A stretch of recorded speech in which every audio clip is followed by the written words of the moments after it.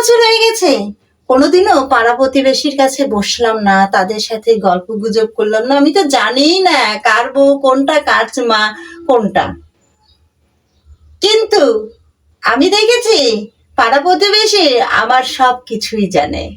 আমি কখন কি করেছি, কখন কি করি, কোথায় হাগি, কোথায় মুতি, কোথায় যাই, কি বলি না বলি, সেটাও জানে।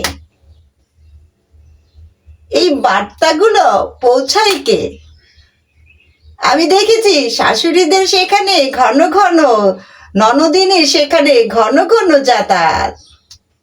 ঘরের বউদের এসে প্রচার করে কি? ঘরের বউরা কি এসে পাড়ায় পাড়ায় ঘুরে বেড়ায়?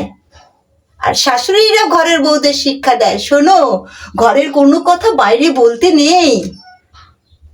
আর শাশুড়িরা পারলে মাইকিং করতে থাকে, পারলে তো ভ্যান রিক্সা ভাড়া করে ঢাকঢোল পিটায় যত 40টা প্রতিবেশী আছে তাদের বাসায় বাসায় গিয়ে মাইকিং করতে থাকে।